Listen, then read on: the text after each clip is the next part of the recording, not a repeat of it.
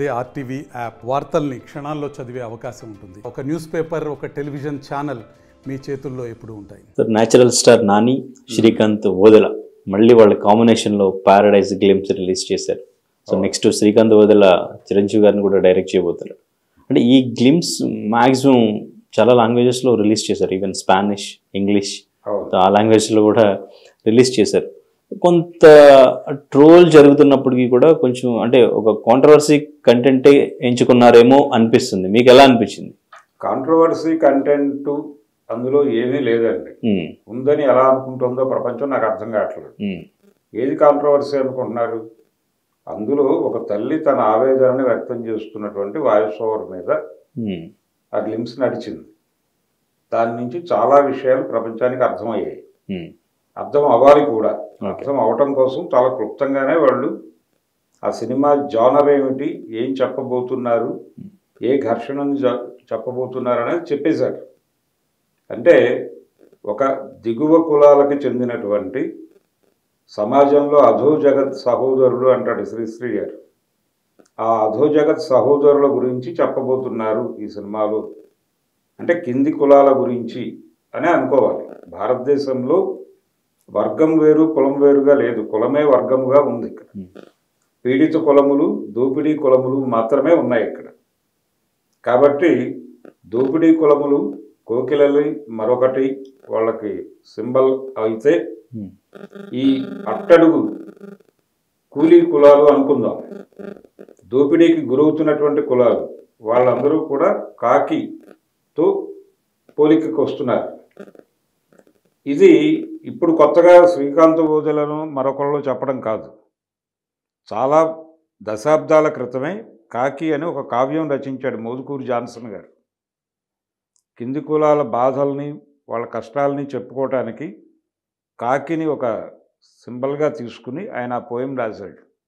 ఇది 72లో జరిగినటువంటి అంతర్జాతీయ ప్రపంచ తెలుగు మహాసభల వేదిక మీద చదివి వినిపించాడు. అది ఆకాశవాణిలో కూడా ఆ రోజుల్లో బ్రాడ్కాస్ట్ అయింది. కాబట్టి ఆయన చివరిలో ఒక మాట చెప్తాడు. ఈ సమాజం రాజుల శృంగారాలని, యుద్ధాలని ఎలా ఎంటర్టైన్ అవుతుందో, అలాగే ఈ బడుగు బలహీన వర్గాల యుద్ధాలని, వాళ్ళ జీవితంలో సమరాలని కూడా ఎవరైనా సరిగ్గా చెబితే వినటానికి ఉత్సాహం చూపిస్తుంది అని చెప్తాడు. అలాంటి ఉత్సాహంతో ఈ సినిమా తీసినట్టుగా అనిపించింది నాకు ఆ వాయిస్ ఓవర్ విన్న తర్వాత. ఇది అణగదొక్కేసినటువంటి జీవితాల నుంచి ఒక రివోల్ట్, మమ్మల్ని ఇలా కాయినైజ్ చేశారు, మమ్మల్ని ఇలా చెప్పటం వీళ్ళు ఆచారంగా మార్చుకున్నారు, ఇలాగే మాట్లాడుతున్నారు వీళ్ళు మా గురించి అని చెబుతూ ఆ లంజా కొడక అనే పదాన్ని వాడతారు అక్కడ. అది బూతు కాదు, అది బూత్ అని ప్రచారం చేస్తున్నారు. అది ఒక ఆగ్రహ ప్రకటన మాత్రమే. మమ్మల్ని ఇలా అంటున్నారు మహాప్రభో అంటోంది ఆవిడ. మమ్మల్ని ఇలా కాయినైజ్ చేశారు మీరు అని క్రోధంతో, ఆక్రోశంతో మాట్లాడుతోంది ఆవిడ. అందుకని అందులో బూతు వెతకటం అనేది ఖచ్చితంగా దుర్మార్గమే. అంటే మరి హీరో టాటూ కూడా వేయించుకున్నారు. అవునండి, వాళ్ళ సఫర్ అది, వాళ్ళ పెయిన్, వాళ్ళ బాధ. మమ్మల్ని ఇలా అంటున్నారు. ఇప్పటికే అనేక మంది తల్లులు ఉన్నారు అక్కడ కింది కులాలలోకి వెడితే ఈ దోపిడీ కులాలకు చెందినటువంటి వాళ్ళు కింది కులాల అమ్మాయిల్ని వాడేసుకుని వాళ్ళు ప్రెగ్నెన్సీ వస్తే ప్రాపర్ కేర్ తీసుకోకుండా తర్వాత వాళ్ళని వీధిలో గెంటేసి వాళ్ళ పిల్లలు నానా కష్టాలు పడి, వీడు ఫలానా ఓడికి పుట్టాడని ఊళ్ళో జోకులు వేసుకుని నానా గందరగోళంగా వాళ్ళ జీవితాలు గడుస్తాయి ఆ పల్లెల్లోనూ గూడాల్లోనూ. అలాంటి ఒక కొడుకు రివోల్ట్ అయ్యి ఈ వ్యవస్థని మార్చాలి అనుకుంటే ఏం జరుగుతుంది అనేది ఆ సినిమాలో చూపించబోతున్నారు అనేది మనకు అర్థమవుతుంది. దాన్ని ఆ సాంద్రతతో చెప్పాలి. ఆ చెప్పడం కోసం ఆ పదం వాడారు. అందుకని అది బూతుగా ఎవరైనా అర్థం చేసుకుంటే, ఆ బూతుగా సుకుమారంగా అర్థం చేసుకున్న వాళ్ళు, అంటే గాథలు చెప్పేవాడు భాష స్మూత్గా ఉండదు. ఖచ్చితంగా కొంచెం ర్యాష్గానే ఉంటుంది. ఇది అర్థం చేసుకునే తీరిక ఓపిక నీకు ఎందుకు ఉండదు అంటే నీకు ఆ సఫరింగ్ లేదు కాబట్టి. ఆ పెయిన్ ఉన్నవాడికి కనెక్ట్ అవుతుంది అది. ఆ పెయిన్ లేని వాడికి ఇది బూతుగా కనిపిస్తుంది.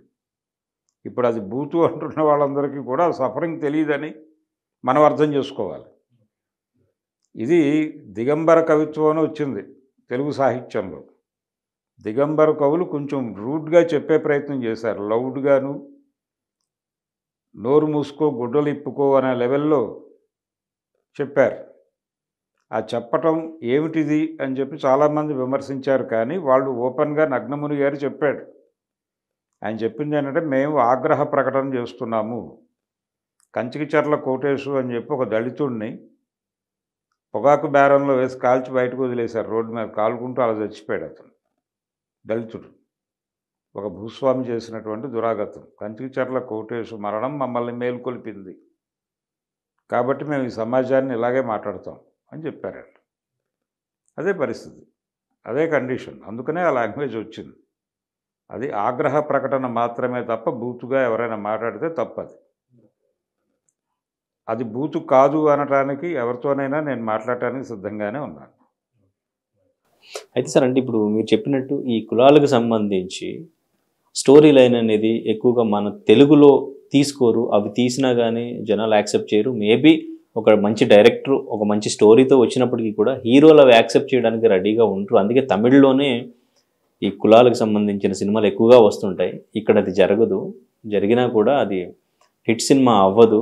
ఎవరో ఒక చిన్న హీరోతోనే చేయాలి అనేది ఒకటి ఉంది. అది ఎంతవరకు కరెక్ట్ సార్?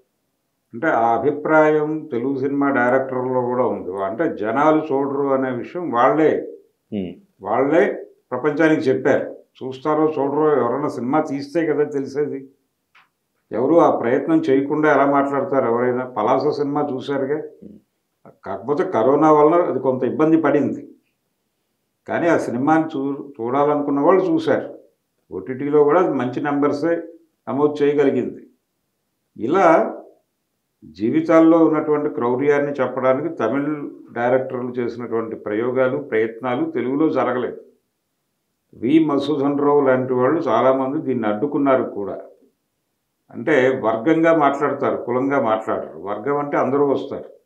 అన్ని కులాల్లో ఉన్న పేదలు ఒక వర్గము, అన్ని కులాల్లో ఉన్న ధనికులు ఒక వర్గము అని మాట్లాడతారు వీళ్ళు. కానీ సమాజం అలా లేదు. సమాజం కుల సమాజంగానే ఉంది. ఇప్పుడు చాలామంది ఆ సినిమా గురించి మాట్లాడుకుంటున్నారు. ఇది ఏ కాలంలో జరిగిన కథ చెప్తున్నారు అని, ఇది ఏదైనా పీరియాడికల్ డ్రామానా అని. అంటే కులం గురించి మాట్లాడాలంటే చరిత్రలోకి వెళ్ళాల్సిన అవసరం లేదు. ఇప్పుడు ఎక్కడున్నాం మనం? ఎక్కడున్నామండి? 2025లో ఉన్నాం. ఈ సమాజంలో కూడా కులపరమైనటువంటి అణిచివేతలు కొనసాగుతూనే ఉన్నాయి.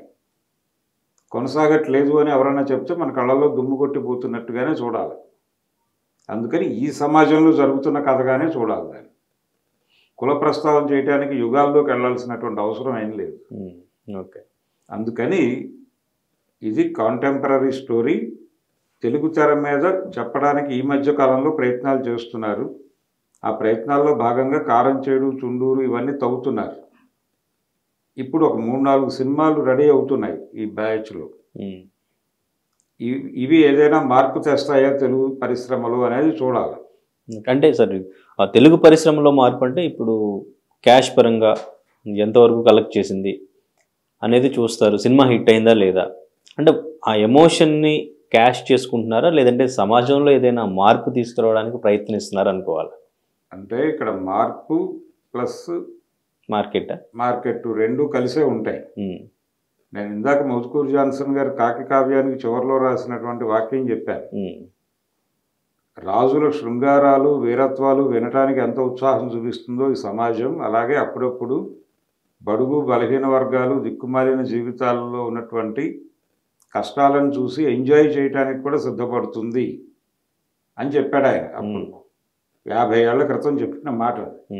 కాబట్టి ఆ కోణం కూడా ఉండొచ్చు నిర్మాతలు, దర్శకుల్లో. అంటే ఎమోషనల్గా చెప్పగలిగితే ఏ కంటెంట్ అయినా క్యారీ అవుతుంది అనేది ఒక నమ్మకం. ఎందుకు మనం కర్ణుడి కథను అన్నిసార్లు చూసాం? కటకటాల రుద్రయ్య అనే పేరుతో తీస్తే అదే కథను చూసాం కదా. అలాగే దళపతి అని రజనీకాంత్తో తీసినా చూసాం కదా. అలాగే దానవేర సూరకర్ణ అని సినిమా తీస్తే చూసాం కదా. శివాజీ గణేషన్ గారి కర్ణ అని తీస్తే చూసాం కదా. కర్ణుడి పేరుతో తీసిన అన్ని సినిమాలు హిట్టే. ఎందుకు జరిగింది అలాగా? ఏం పాయింట్ కనెక్ట్ చేసింది కర్ణుడిని అంటే, అతను ఎక్కడో పుట్టి ఎక్కడో పెరిగాడు. ఆ పెరుగుదలలో అతను సమాజం నుంచి రకరకాల అణచివేతలు ఎదుర్కొన్నాడు. ఆ ఎదుర్కొని ఎదిగాడు. ఈ మధ్య కర్ణుడి కంటే అర్జునుడు గొప్పవాడు అని చెప్పే మహాత్ములు కొంతమంది మాట్లాడుతున్నారు, ప్రవచనకారులు. అయితే వీళ్ళు మర్చిపోతున్న విషయం ఏమిటంటే, పాండవులకి ఇంట్లో గురువు ఉన్నాడు, ఇంట్లోనే గురువు ఉన్నాడు. కాబట్టి వాళ్ళ బ్రాటప్ నుంచి వాడికి చిన్నప్పటి నుంచి జ్ఞానం ఇంకుతూ ఉంటుంది. మట్టి పిసుక్కునే కులాల్లో పుట్టిన వాళ్ళకి ఏం నేర్పరు కదా. స్కూల్లోకి వచ్చిన తర్వాత నేర్చుకునేదే నేర్చుకోవటం. వాళ్ళు ఇంటి దగ్గర వాళ్ళకి నేర్పడానికి ఎవరు ఉండరు. ఉన్నత కులాల్లో పుట్టిన పిల్లల్ని ఒళ్ళో కూర్చోబెట్టుకుని తల్లులు రైమ్స్ చెప్తారు. ఆ రైమ్స్కి అర్థాలు చెప్తారు, పద్యాలు చెప్తారు. అమ్మమ్మో తాతయ్యో కూర్చోబెట్టి పద్యాలు చెప్తారు, దాని అర్థాలు చెప్తారు. అలా వాళ్ళు స్కూల్లో ప్రవేశించినట్టుగా కొంత జ్ఞానంతో వస్తారు. వాళ్ళు ఏమీ లేకుండా వస్తారు. వీళ్ళిద్దరూ ఒకటే క్లాసులో ఉన్నారు కాబట్టి వీళ్ళిద్దరికీ కలిసి పరుగు పందెం పెడతామంటే ఎలా కుదురుతుంది? వాళ్ళకుండే ఇబ్బందులు వాళ్ళకు ఉన్నాయి కదా, దాన్ని గుర్తించాలి కదా. ప్రతిభ ఒకటే అని మాట్లాడతారు. అలాంటప్పుడు వీడే ప్రతిభావంతుడిగా ప్రూవ్ అయిపోతాడు. అక్కడ వాళ్ళు ఏమైపోవాలి? నాశనం అయిపోవాలా? అదే కదా కర్ణుడికి అర్జునుడికి పోలిక. అందుకని ప్రపంచాన్ని మనం ఎలా అర్థం చేసుకుంటున్నాం అనేదే మనం ప్రపంచానికి ఏం చూపించబోతున్నాం అనేది డిసైడ్ అవుతుంది. ఇక్కడ ఒక సాహసం చేసే ప్రయత్నం చేస్తున్నారు. ఇదే నిజాయితీ కనిపించింది ఈ గ్లిమ్స్లో. ఏది మీరు చెప్తున్నటువంటి పారడైజ్, ఆ నిజాయితీ సినిమాలో కూడా ఉంటుందని ఆశిద్దాం, లేకపోతే దాన్ని విమర్శిద్దాం. కానీ మీరు బూత్ కాదు అని చెప్పినప్పటికీ కూడా అది తిట్టడానికి వాడే పదం. ఇప్పుడు సోషల్ మీడియా అంతా గ్లిమ్స్ ఎలా ఉంది, ఆ గ్లిమ్స్ తిడుతున్నారు. వాళ్ళు ఎవరిని తిట్టట్లా అందులో. వాళ్ళు తిట్టడానికి కాదు, అంటే జనరల్గా అది తిట్టడానికి వాడుతూ ఉంటారు. అవునండి, వాడతారు.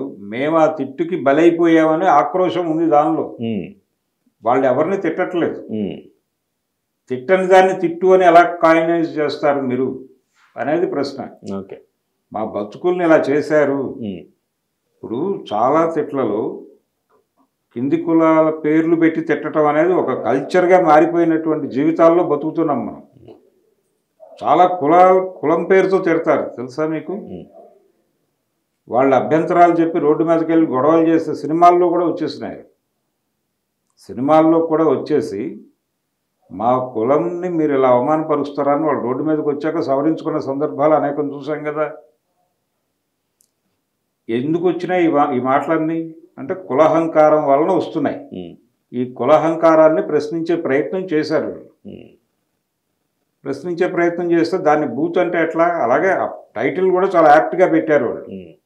పారడైజ్ అనే టైటిల్ వాళ్ళు తీసుకున్న కథకి సరిపోయే టైటిలే. ఎందుకు ఏమిటి జస్టిఫికేషన్ అంటే, త్రిశంకు స్వర్గం అని ఒకటి ఉంది మనకి పురాణాల్లో. విశ్వామిత్రుడు గారు వశిష్ఠుడిని ఎదిరించి నేను ఇంకో స్వర్గం క్రియేట్ చేస్తాను అంటాడు. ఎందుకు క్రియేట్ చేస్తాడు? మీ స్వర్గం కొంతమందికి అనుభవభోజ్యం అని చెప్తున్నారు, నేను అందరికీ అనుభవభోజ్యం చేస్తాను. మీరు ఎవరిని పట్టించుకోలేదో ఆ పట్టించుకోని వాళ్ళని నేను పట్టించుకుంటాను. వాళ్ళకి ఈ స్వర్గం చాపకూటి సమారాధన నేర్పుతాను నేను. నా స్వర్గం సామ్యవాద స్వర్గం అంటాడు ఆయన. కాబట్టి అలా త్రిశంకు స్వర్గం వీళ్ళు సింబలైజ్ చేసి పారడైజ్ అని ఉండొచ్చు. ఓకే, అది జస్టిఫైడే. అది అందులో బూతేం లేదు.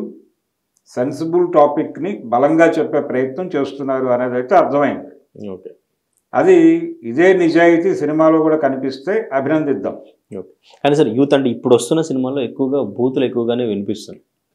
సో ఇప్పుడు ఇది చూసిన తర్వాత కూడా చాలామంది అంటే ఆ మెసేజ్ ఏముంది అనేది పక్కన పెట్టేసి ఆ బూతులు ట్రోల్ చేయడానికి వాడటానికి, అంటే ఈవెన్ ఇప్పుడు తెలియని వాళ్ళకి కూడా అది తెలుసుద్ది, చిన్నపిల్లలు కూడా సోషల్ మీడియా యూజ్ చేస్తున్నారు, వాళ్ళు ఆ పదాలు వాడతారు అనే ఒక డిస్కషన్ కూడా నడుస్తుంది ఇప్పుడు వస్తున్న సినిమాలు అన్నిటి కంపేర్ చేసి. పేరెంట్స్కి పిల్లలతో యాక్సెస్ ఉందా, పిల్లలు ఏం ఆలోచిస్తున్నారు, దేనికి ఎక్స్పోజ్ అవుతున్నారు అనే తల్లిదండ్రులు రెగ్యులర్గా గమనిస్తున్నారా అనేది ప్రశ్న. ఒకవేళ ఈ పదానికి పిల్లలు రియాక్ట్ అయితే దాన్ని కూర్చోబెట్టి సమాజము ఆ మాట ఎందుకు అనాల్సి వచ్చింది, అక్కడ ఆ మాటకున్న అర్థం ఏమిటి, అక్కడ వాడిన సందర్భం ఏమిటి అనేది వివరిస్తే వాళ్ళకి సామాజిక జ్ఞానం పెరుగుతుంది కదా పిల్లలకి. దానికి దీన్ని అవకాశంగా స్వీకరించాలి కదా. వీళ్ళు చెప్పకపోతే ఇంకెక్కడో ఎక్స్పోజ్ అవుతారు. వాళ్ళు ఎక్స్పోజ్ అయ్యి ఇంకేదో జ్ఞానం పొందుతారు. వాళ్ళకి ఎందుకు రోడ్డు మీద జ్ఞానం అందిస్తున్నారు మీరెందుకు చెప్పడానికి మొహమాట పడుతున్నారు? కాబట్టి పేరెంట్స్ కూడా ఈ కరెక్షన్ ప్రోగ్రాం అవసరం. పిల్లలకు వచ్చిన సందేహాలను ఇంట్లో వీళ్ళే ప్రాపర్గా కూర్చోబెట్టుకుని ఈ పదం పుట్టుకకి కారణం ఇది, దీని అర్థం ఇది, ఇది ఇలా పుట్టింది, దీన్ని ఎందుకు వాడుతున్నారు, దాని మీద రియాక్షన్ ఇది, ఈ పదాన్ని ఇందుకోసం వాడారు, ఈ సందర్భంలో వాడారు అనేది చెబితే వాడు ప్రాపర్గా అర్థమవుతుంది కదా. ఇంకో సందేహం వస్తే మీ దగ్గరికే వస్తాడు కదా. అది చేయకుండా పిల్లలు పాడైపోతారు, ఇవన్నీ మాట్లాడితే వాళ్ళు ఇంకో చోట పాడవుతారు. సమాజం ఎలా ఉందో సమాజం మీద ఒక కామెంట్ మాత్రమే కళారూపం చేస్తుంది. ఆ కామెంట్ ఎలాంటిది, ఇప్పుడు ఈ మాట కొత్తగా వీళ్ళు వాడారు, వీళ్ళు ఏదో మొదట వాడారని నేను చెప్పట్లేదు. ఈ పదం గతంలో వాడిన డైరెక్టర్లు ప్రముఖులు ఉన్నారు. కె బాలచందర్ అనే ఓ డైరెక్టర్ ఉన్నాడు. ఆయన పెద్దవాడిగా అంగీకరిస్తే ఆయన తప్పు తాళంగళ్ళను సినిమా తీశాడు. అది ఇదో చరిత్ర అనే పేరుతో తెలుగులో 70 వచ్చింది. రజనీకాంత్, సరిత యాక్ట్ చేశాడు. కమల్ హాసన్ గెస్ట్ రోల్ చేశాడు. ఆ సినిమాలో అతను వీధి రౌడీ, అమ్మాయి వేశ్య. ఎవరిని తల్లిదండ్రులు అని అడుగుతాడు పోలీస్ ఆఫీసర్. అడిగితే ఇదే సేమ్ డైలాగ్ చెప్తాడు, నేను లంజగొడుకుని అని. ఆ డైలాగ్ తెలుగు డబ్బింగ్లో ఉంటుందా ఉండదా అని చూడటానికి చాలామంది థియేటర్కి వచ్చారు ఆ రోజున. అది ఇదో చరిత్ర అనే పేరుతో వచ్చినప్పుడు. ఏమిటి క్యూరియాసిటీ అంటే లైన్లో చెప్పిన మాట ఇది, టికెట్ క్యూ లైన్లో. కాబట్టి ఇది కొత్త ఏం కాదు, ఇంతకుముందు వాడిన చరిత్ర ఉంది. అందుకని వీళ్ళేదో కొత్త ప్రయోగం చేశారని నేను అనుకోవడం లేదు.